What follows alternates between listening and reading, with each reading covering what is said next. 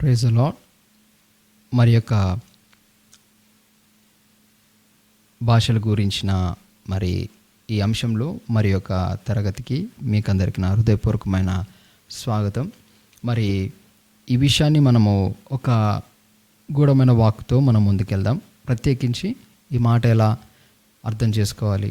ఆత్మమూలంగా జన్మించిన వాడు తప్ప ఎవరును పరలోక రాజ్యమును స్వతంత్రించుకునలేరు. సో ఆత్మమూలంగా జన్మించిన వాడు ఆత్మానుసారంగా నడుచుకోవడానికి పరిశుద్ధాత్మ దేవుడు కృపనిస్తాడు, సామర్థ్యం ఇస్తాడు. సో ప్రతి అడుగుజాడలను స్థిరపరుస్తాడు.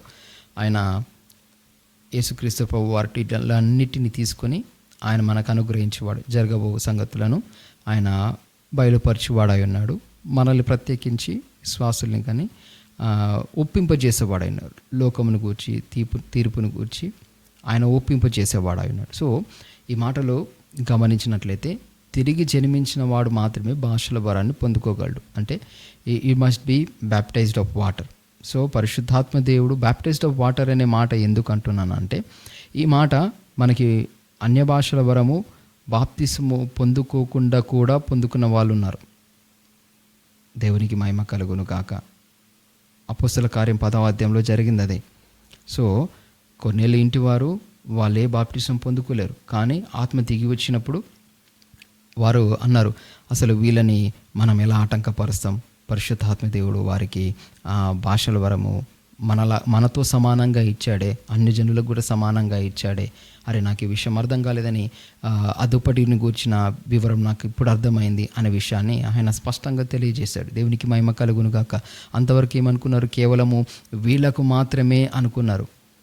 దేవుడు అలాంటి ఆలోచనలన్నీ పటాపంచలు చేసేవాడు అయినాడు. తలంపుల ఆలోచనలన్నీ పటాపంచలు చేసేవాడు. మనుషుల జ్ఞానమును దేవుడు ఖచ్చితంగా వెర్రితనంగా మార్చేవాడే. మనం దేవుని జ్ఞానాన్ని ఆధారం చేసుకున్నప్పుడు మనం సస్టైన్ అవుతాం, కానీ మన సుబుద్ధిని ఆధారం చేసుకున్నప్పుడు మనం దేవుని ఎదుట వెర్రివారం అవుతాం. కాబట్టి ఆత్మమూలంగా జన్మించిన వాడు మాత్రమే ఈ కృపావరం యొక్క ప్రత్యక్షతలో ముందుకు కొనసాగాలి. సో పరిశుద్ధాత్మ దేవుడు వారికి వాక్శక్తి ఇచ్చారు కాబట్టి వాళ్ళు అన్ని భాషలో మాట్లాడసాగిరి, ప్రవచించసాగిరి. ప్రత్యేకించి కొర్నేలి ఇంటిలోని వాళ్ళను ఉద్దేశించి మనము ధ్యానించుకున్నట్లయితే, సో వాళ్ళకిచ్చింది పరిశుద్ధాత్మ. మరి వాళ్ళకి బ్యాప్టిజం ఉందా? మరి వాళ్ళ అన్యుల పరిశుద్ధాత్మ దేవుని యొక్క చిత్తం చొప్పున అనుగ్రహించాడు. సో దేవుడు ఒక మిస్టరీని, అంటే యూదుల తలంపుల ఆలోచనని ఒకటి పటాపంచలు చేయాలనుకున్నాడు. ఏంటి అని అంటే, కేవలం యూదులకు మాత్రమే రక్షణ అనే మాటను కాస్త ఆయన వారి తలంపుల నుంచి పెకిలించాలనుకున్నాడు. మంచి వ్యవసాయకుడై పెకిలించాలనుకున్నాడు. నా తండ్రి నాటని ప్రతి మొక్క పెకిలింపబడు. ఇది కేవలం యూదులకు మాత్రమే రక్షణ కాదు. అబ్రహాంకి ఇచ్చిన వాగ్దానం మీద నీ ద్వారా సమస్త అన్యజనులు రక్షింపబడతారు. సో విశ్వాసమును బట్టి మనం అందరం అబ్రహాము సంతానంగా, అంటే మనం పుట్టుకతో యూదులం కానప్పటికీ విశ్వాసమును బట్టి మనం దేవుని పిల్లలమై ఉన్నాం. సృష్టికర్త అయిన దేవుని చేతిలో పనిముట్లం కాస్త దేవుని పిల్లలుగా మారింది విశ్వాసమును బట్టి. దేవునికి మహిమ కలుగును గాక. కాబట్టి ఈ భాషల యొక్క వరం గురించి ప్రత్యేకించి మనము మొట్టమొదటిగా మనము తిరిగి జన్మించిన వారమై ఉండాలి. రెండవది, ఇది పరిశుద్ధాత్మ దేవుడు వాక్శక్తిని ఇస్తాడనే విషయం మైండ్లో క్లారిటీగా ఉండాలి. సో దీన్ని నమ్మాలి, దీన్ని ఫస్ట్ నమ్మాలి. వాక్శక్తి అనుగ్రహించేది పరిశుద్ధాత్మ దేవుడు అని మీరు నమ్మాలి. నమ్మితే కానీ పొందుకోలేరు. నమ్ముట నీ వలనైతే నమ్మువానికి సమస్తము సాధ్యం.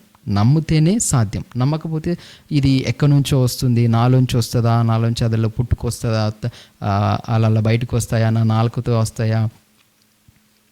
పరిశుద్ధాత్మ దేవుడు వాక్శక్తిని ఇస్తాడు. సో ఎప్పుడైతే నీకు పరిశుద్ధాత్మ దేవుని మీద నమ్మకం ఉంటుందో, పరిశుద్ధాత్మ దేవుని మీద విశ్వాసం ఉంటుందో, విశ్వాసంతో నువ్వు దేవుని దగ్గర నుంచి ఏదైనా పొందుకోవచ్చు. విశ్వాసం ఉంటే ఈ పర్వతం ఇక్కడ నుంచి పెకిలింపబడి ఆ సముద్రంలో పడవేయబడమంటే అది ఖచ్చితంగా అది పడుతుందనని విశ్వాసము. అది కొండ యొక్క సామర్థ్యం లేదు, సముద్రంలో లోతు లేదు, దానిలో నీటితో సంబంధం లేదు.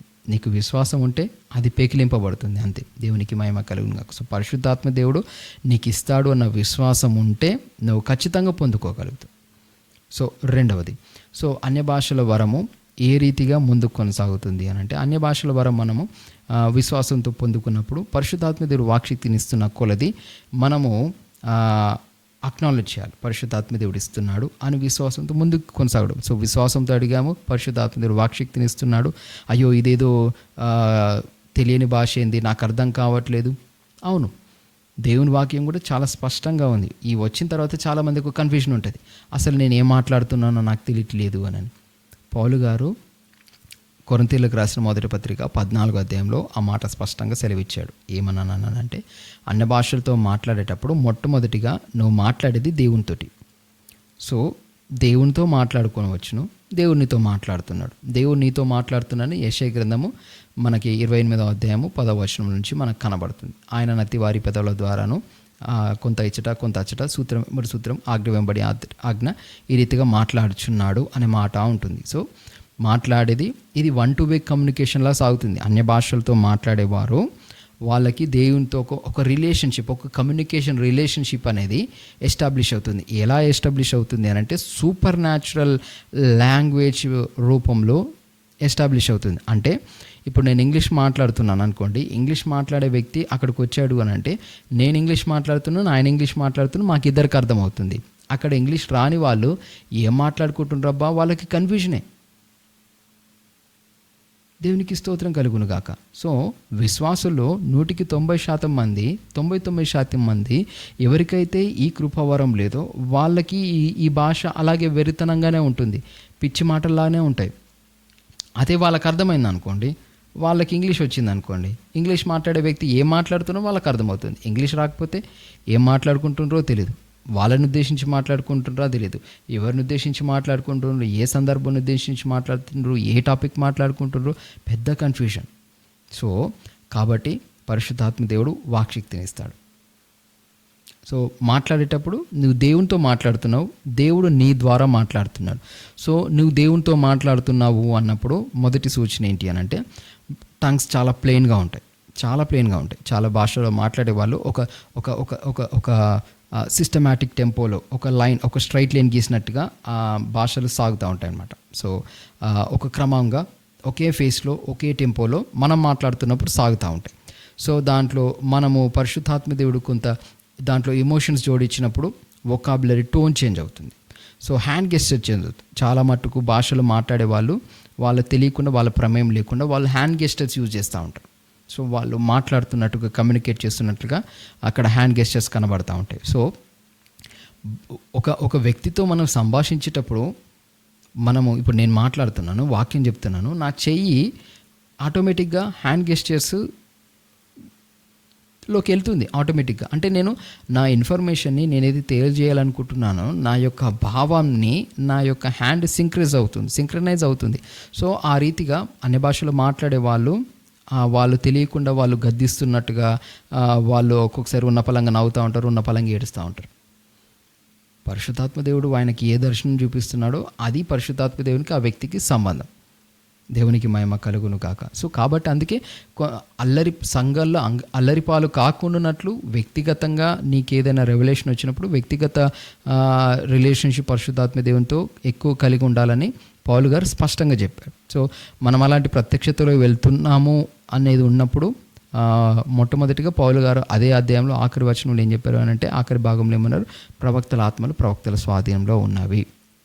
సో చాలామంది ఏం చెప్తారంటే, అన్ని భాషలు మాట్లాడే వాళ్ళు ఎవరైనా ఒక మాట చెప్తారు, నేను భాషలు మాట్లాడేటప్పుడు కాన్షియస్లోనే ఉన్నాను, నేను కాన్షియస్గా ఉన్నాను, నేను ఏం మాట్లాడుతున్నానో ఆ పదాల యొక్క అర్థం నాకు తెలియకపోవచ్చేమో, కానీ మాట్లాడుతున్నది నా నోటి నుంచే వస్తుంది అనే క్లారిటీలో ఉన్నాను.